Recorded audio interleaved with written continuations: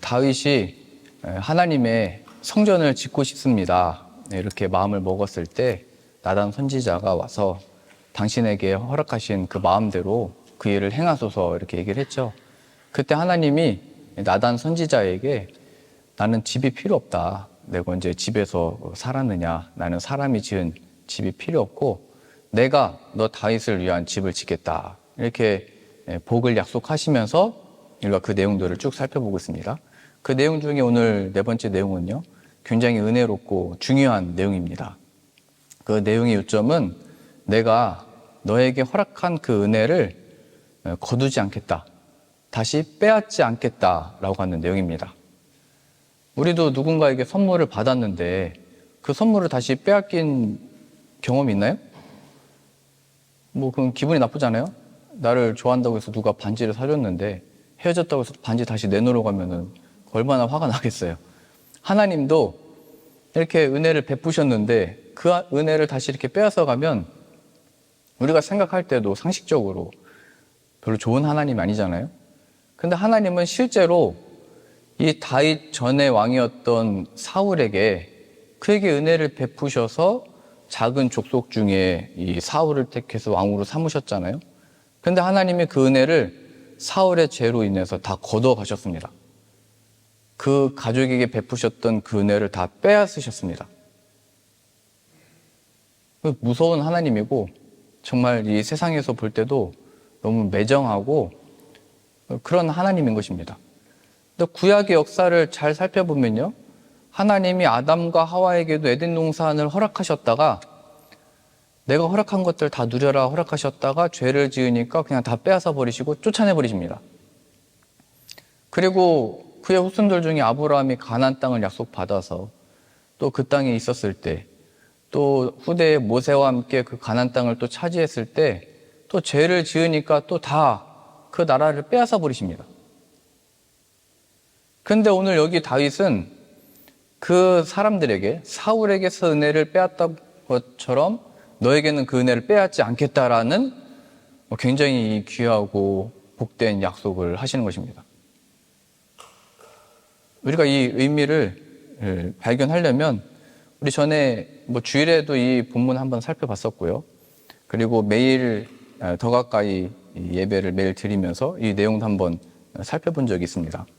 이 사울과 또 아담과 하와와 구약의 백성들과 하셨던 그 약속은 행위에 따라서 우리가 잘하면 복을 받고 못하면 벌을 받는 그런 행위의 약속이었습니다. 그런데 지금 다윗에게 하시고 있는 약속은 그의 행위에 따른 약속이 아니고 하나님의 약속의 은혜에 따른 약속입니다. 무엇을 하든지 내가 너에게서는 이 은혜를 거두어가지 않겠다. 이게 굉장히 중요한 거거든요. 우리가 받은 은혜가 무엇인지를 지금 설명하고 있는 것입니다. 그러니까 오늘 우리가 낮에는 와서 예배드리고 이렇게 찬양하면서 예수님을 또 고백하고 하나님을 고백하고 하나님을 향한 이 마음이 생겨서 천국을 하나님이 약속을 받았다가 또 저녁에는 또 내 마음이 또 가정사나 문제나 내일의 염려로 인해서 하나님 다 까먹고 불신앙적인 고민을 하고 세상 염려와 두려움 가운데 하나님이 계신 거냐라는 마음을 먹었을 때는 하나님이 버리시고 그런 차원이 아니라는 거예요. 그런데 구약에는 하나님이 매몰차게 때로는 무섭게 이렇게 은혜를 주셨다가도 다 빼앗으셨다는 사실입니다. 그러니까 우리들로 적용해보자면 다른 데 볼 것도 없습니다. 남편에게 그 은혜를 베푸던 것을 멈추지 말고 우리도 계속 해야 된다. 그 아내 사랑하기를 멈추지 말고 계속 사랑해야 된다. 자녀를 또 양육하기를 멈추지 말고 계속 해야 된다. 이런 신앙과 은혜의 어떤 적용을 우리가 할 수 있습니다. 근데 이게 굉장히 어려운 게 뭐냐면요, 우리가 마음이 좀 여유롭고 내가 좀 넉넉하고 좀 시간적인 여유가 있으면 그 은혜를 좀 베풀고 이렇게 도와줄 수 있을 텐데 그게 안 되고 조급하고 나도 바쁘고 분주하고 힘들면 그게 잘 안 됩니다. 제가 예전에 그 GOP에서 근무를 했을 때요, 그 소초장을 지냈었거든요. 제가 그 중에 한 40명하고 한 소초에 있었어요. 한 1.5km인가요? 그 되는 거리를 북한을 앞에 두고 철책을 지키는 것입니다. 그럼 소초장은 한 번에 한 3팀 정도 이게 순찰을 보내거든요. 경계 근무를 쓰도록. 그럼 제가 가서 이 근무를 잘 쓰고 있는지, 애들이 졸지 않는지, 낮과 밤으로 계속 가가지고 점검하는 거예요. 그러면은 제가 가면서 또 뭘 해야 되냐면, 저도 믿을 수 없잖아요.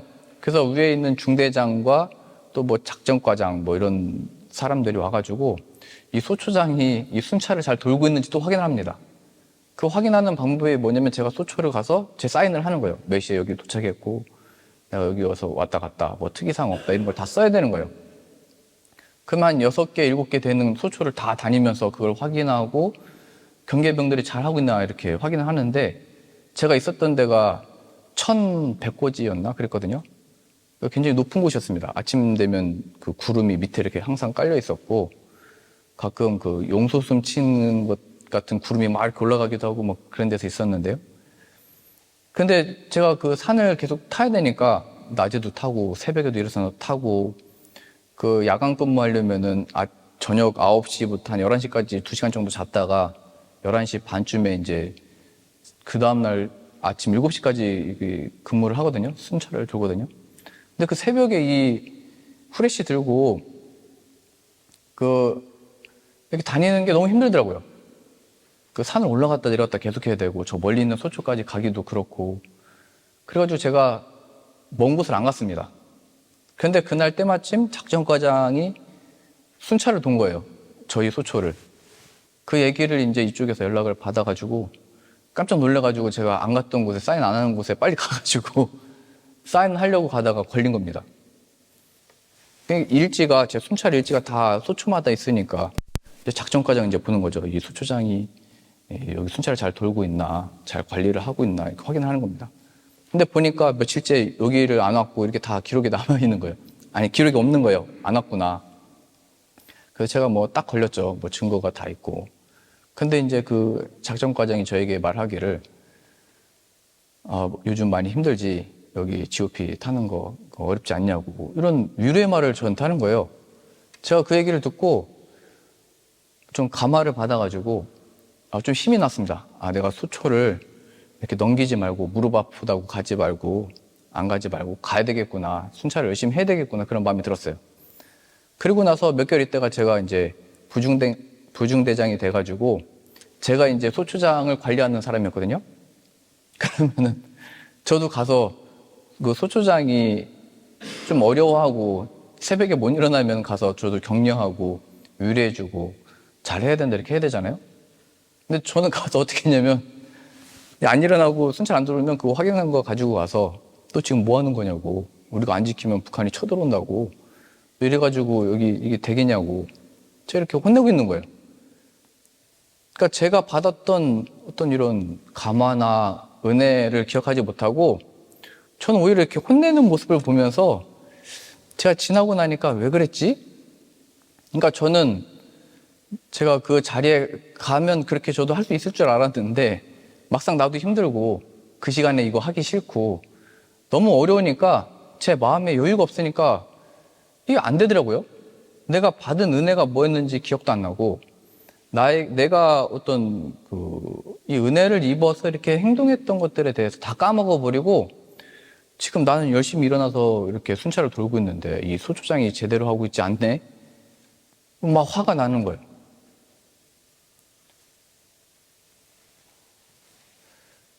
그래서 우리가 하나님의 이 은혜를 받고 예수 그리스도 안에서 이 은혜를 받았는데도 집에서 그게 은혜가 계속 흘러가지 않는 이유는 나는 열심히 하는데 왜 내 가족들은 일 따라주지 않을까? 나는 또 직장에서도 열심히 하고 있는데 왜 저 사람들은 왜 저렇게 시간을 허비하고 내가 노력하고 애쓰는 만큼 그렇게 왜 안 하는 걸까? 그 속에서는 이게 화가 날 수밖에 없는 거죠. 하나님 은혜를 다 또 잊어버리고 까먹게 되는 것입니다.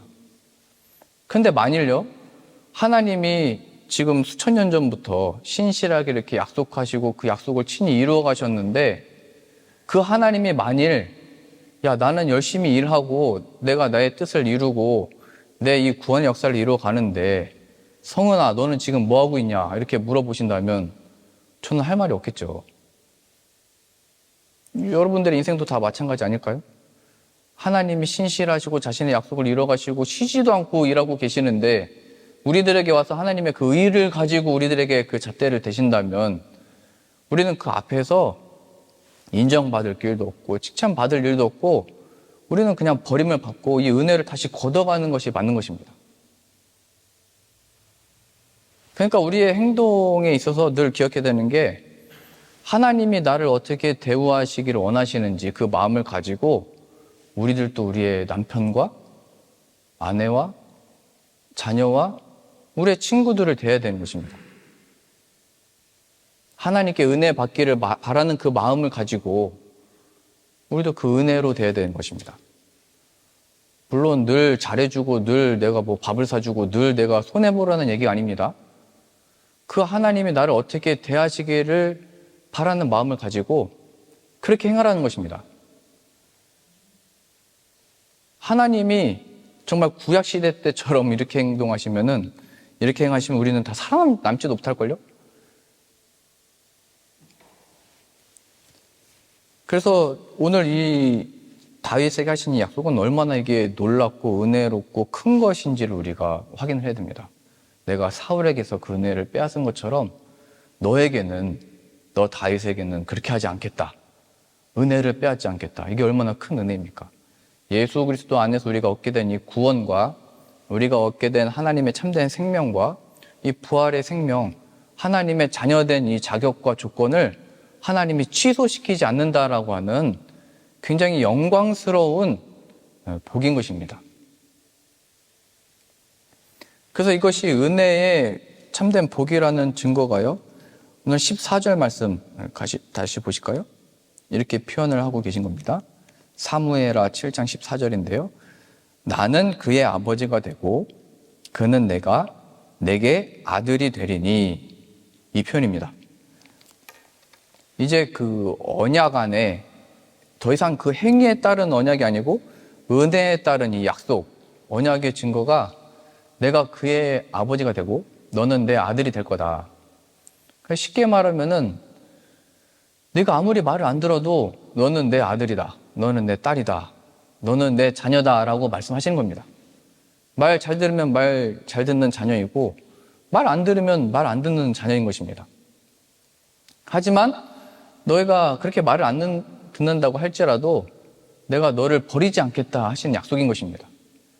우리가 아무리 하나님께 삐지고 하나님 앞에 이게 뭐냐고 하고 하나님을 탓하고 그래도 하나님이 우리를 버리시지 않겠다는 아주 복된 약속인 것입니다. 하나님과 우리의 관계가 무엇인지, 이러한 측면에서 하나님이 지금 이 영원하신 이 약속을 하고 있는 것은 바로 하나님의 자녀된 이걸 그냥 포기할 수 있는 분은 하나님밖에 없는 거고요. 다른 그 누구도 관여할 수도 없고 하나님도 이것을 포기하지 않고 끝까지 그 약속을 지켜내신다라고 하는 은혜에 속한 일인 것입니다. 그러면서 등장하는 표현이 뭐냐면요. 14절 다시 보겠습니다. 나는 그에게 아버지가 되고 그는 내게 아들이 되리니 그가 만일 죄를 범하면, 그러니까 전에는 그냥 버리겠다, 멸망시키겠다, 내가 나를 떠나서 살았으니까 사울 너를 버린다 이렇게 하셨다면 이제는 그렇게 하지 않고 내가 사람의 매와 인생의 채찍으로 징계하겠다 이렇게 말씀하신 겁니다. 징계라는 이제 단어가 등장을 하는데요. 이게 징계라는 표현을 써서 그렇지 이게 뭐 회사에서 징계받았다고 하면 굉장히 큰 거잖아요. 뭐 3달치 월급을 못 받게 됐다, 뭐 진급을 못 하게 된다, 뭐 이런 징계 무서운 표현인데 좀 다른 식으로 얘기하면은 사랑의 매인 것입니다. 사랑의 매. 하나님의 징계. 그러니까 내가 너를 포기하지 않고 내 자녀답게 기르겠다. 이게 사랑의 매입니다. 그러니까 우리 자녀들을 바라볼 때, 또 우리의 남편과 아내를 바라볼 때 내가 뭐 징계하겠다, 심판하겠다 이런 자세를 취하면 안 되는 겁니다. 하나님이 어떤 마음으로 그 백성들을 대하셨는지를 기억하면서 사람의 매와 인생의 채찍으로 징계를 해야 되는 것입니다. 이거는 뭐 우리가 잘 아시듯이 화와 이 어떤 감정, 이걸로서 하는 게 아니고요. 늘 하나님이 이 징계를 말씀하실 때는 죄와 관련된 겁니다. 죄. 그러니까 하나님과 관련된 일에 대해서 가만히 있으면 안 되는 겁니다. 그러니까 우리는 보통 내 마음에 안 들어서 싸우잖아요. 우리가 화를 내고 우리가 큰 소리를 내는 이유도 내가 지금까지 어떻게 했는데 이러면서 이제 화를 내거든요. 뭐 교회에서도 마찬가지입니다. 교회에서 열심히 하고 열심히 섬기고 봉사하는 분들도 이 하나님의 은혜를 모르면 내가 지금까지 어떻게 했는데, 이게 집에서 싸움도 그런 거잖아요. 내가 지금까지 어떻게 했는데 날 인정도 안 해주고 당신은 지금 뭐 하고 있는 거고, 내가 인생을 지금 몇 년을 10년을 20년을 어떻게 살아왔는데, 또 그러면서 이제 자기 의의가 생긴다고 성경이 설명하고 있는 것입니다. 이게 쌓이면은 늘 폭발하게 되는 겁니다. 인정도 못 받고 이걸 또 알아주지도 않고. 근데 성경에서의 이 가르치는 어떤 징계나 어떤 화낼 때나 강하게 나갈 때는 이 죄에 대한 문제가 이제 나타날 때입니다. 그러니까 우리 자녀들이 죄를 짓는 일에 빠지고 하나님이 원하시지 않는 일에 빠져 있는데 그냥 내버려두면 안 되는 겁니다. 그때는 우리 부모들도 화를 내고 인생의 채찍을 들어야 되는 것입니다. 그러니까 부모가 자녀가 잘못되는데 가만히 있으면 그게 부모가 아니죠. 그냥 내버려두면 성경이 지금 표현하고 있는 것처럼 아버지가 없는 겁니다. 부모가 없게 되는 것입니다. 하나님의 이 죄에 빠져 있는데 가만히 있으면 그게 안 되는 겁니다. 우리 신앙과 믿음의 부모들의 역할은 정말 주님을 기억하고 하나님을 기억하도록 돕는 것이 우리들의 역할인데요. 히브리서 12장 우리 한번 찾아보시죠.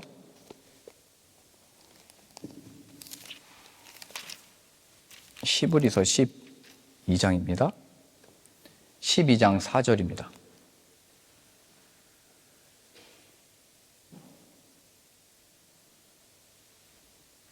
히브리서 12장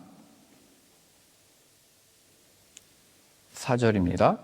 너희가 죄와 싸우되 아직 피 흘리기까지는 대항하지 아니하고.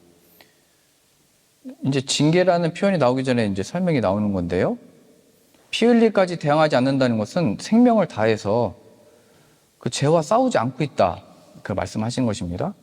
5절입니다. 또 아들들에게 권하는 것 같이 너에게 권면하신 말씀도 잊었다. 일러스되 내 아들아 주의 징계하심을 가볍게 여기지 말며 그에게 꾸지람을 받을 때에 낙심하지 말라. 주께서 그 사랑하시는 자를 징계하시고 그가 받으시는 아들마다 채찍질을 하심이라 하였으니 너희가 참음은 징계를 받기 위함이라. 그러니까 하나님이 허락하신 징계를 참는 것은 그의 아들로서 인정을 받기 위함이다, 이런 표현입니다.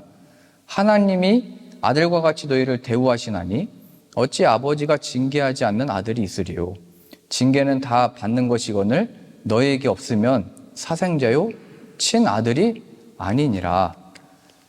또 우리가 육신의 아버지가 우리를 징계하여도 공경하였거늘 하물며 모든 영의 아버지께 더욱 복종하며 살려야 하지 않겠느냐. 그들은 잠시 자기의 뜻대로 우리를 징계하였거니와 오직 하나님은 우리의 유익을 위하여 그의 거룩하심에 참여하게 하시느니라. 그러니까 하나님이 너에게서 은혜를 빼앗지 않겠다의 증거가 뭐냐면 우리를 그냥 죄 속에서 살도록 내버려 두지 않는 것입니다. 하나님이 계속 찾아오셔서 죄를 지을 때마다 하나님이 징계를 내리셔서 깨닫게 하시고 하나님의 거룩하심과 우리의 유익을 위하여 계속 일하신다고 하는 겁니다. 이 사랑의 매. 11절이요. 무릇 징계가 당시에는 즐거워 보이지 않고 슬퍼 보이나 후에 그로 말미암아 연단받은 자들은 의와 평강의 열매를 맺느니라. 죄의 해결을 받고 하나님과의 이 의, 그 관계거든요. 하나님과의 관계. 하나님과의 관계가 회복되니까 평강을 얻는 거죠. 그 열매가 생긴다, 이렇게 말하고 있는 것입니다. 그러니까 우리가 죄를 짓고 양심에 찔림이 있는데도 아무 일이 일어나지 않는다면 그게 더 무서운 일입니다. 사울이 그래서 끝까지 갔던 거잖아요.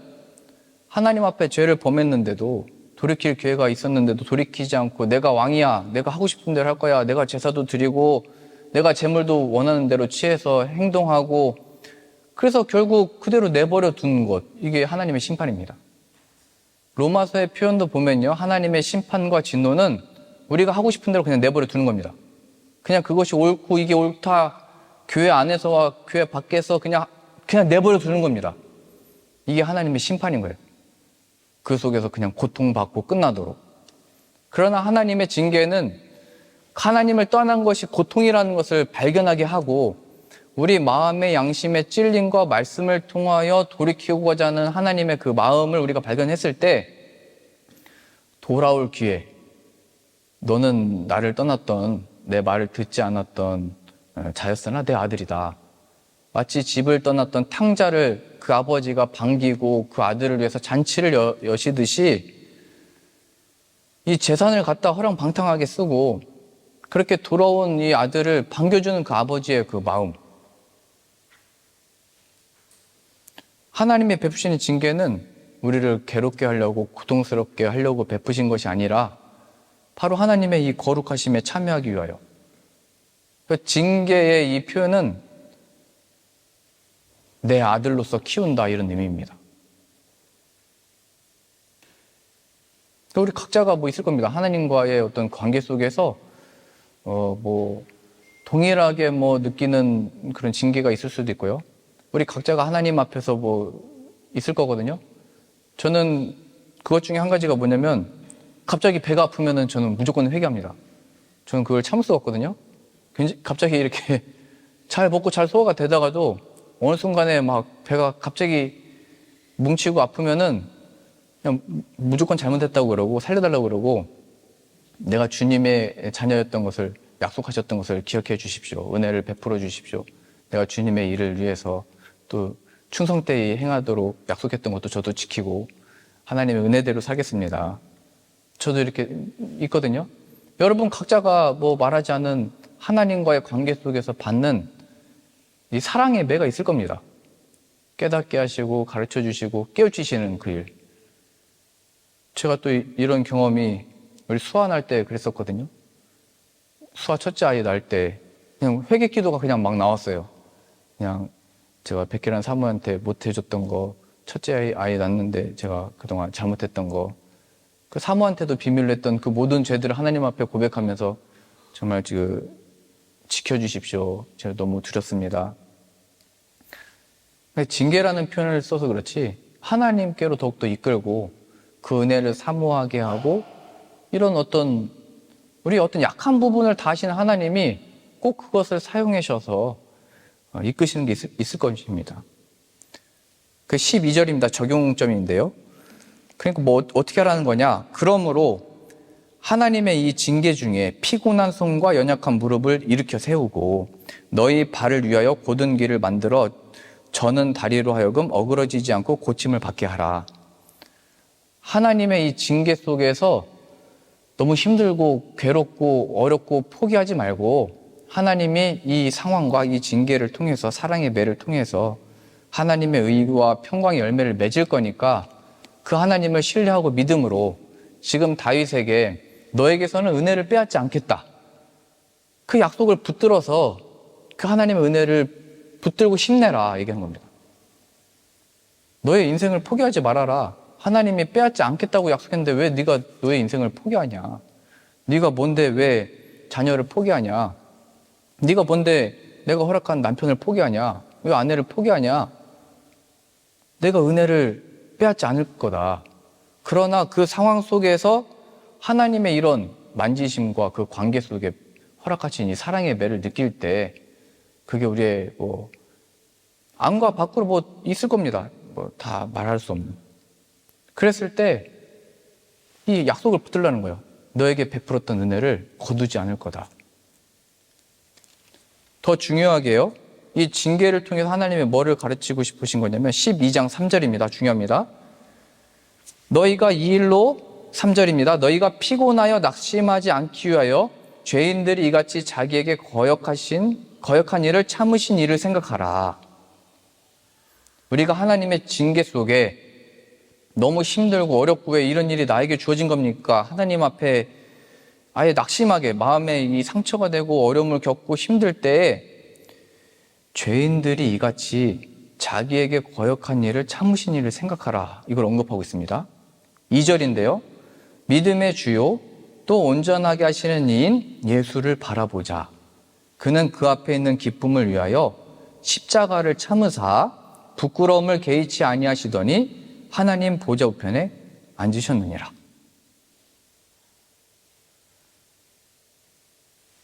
징계를 허락하신 이유는 야 이걸 잘 버티고 이번에는 뭐 회개하고 돌아가서 은혜를 다시 받고 나음을 받고 다시 내가 승리하고 이런 차원이 아니고 그 징계 속에서 하나님이 허락하신 섭리는 믿음의 주요 온전하게 하시는 이인 예수를 바라봐라. 그는 그 앞에 있는 기쁨을 위하여 부활의 생명과 모든 마귀 사단의 권세로부터의 승리를 소망하며 십자가를 참으셨다. 이 부끄러움을 개의치 아니하시고 하나님 보좌 우편에 앉으셨다. 예수 그리스도께서 우리가 짊어질 그 징계의 모든 형벌을 그가 대신 담당하셨고 죄가 없으신 분이 그 일을 받으심으로 인하여 우리는 나음을 입을 수 있었다. 그가 그것을 참으시사 하나님 보좌 우편에서 영광을 함께 누리고 계시듯이 이 은혜를 우리들에게 허락하셨고 빼앗지 아니하실 것이다. 그러니 그 예수 그리스도 안에서 지금 우리가 당한 우리가 어려움이라고 말하는 하나님께서 왜 나를 사랑하신다고 하면서 이런 일들을 허락하시고 이런 어려움들이 빨리 지나가지 않게 하시나라고 하는 질문들과 그런 긴 응답이 없는 기도 속에서 예수 그리스도를 기억해라 얘기하는 겁니다. 그러니까 지금 네 번째 복이라고 했잖아요. 다윗에게 하셨던 지금까지 모든 복들이 다 예수 그리스도 안에서 또 예수 그리스도를 기억하도록 예수 그리스도 안에서 우리가 받은 은혜가 무엇인지를 설명하는 그러한 복들인 것입니다. 우리에게 적용을 해보면요.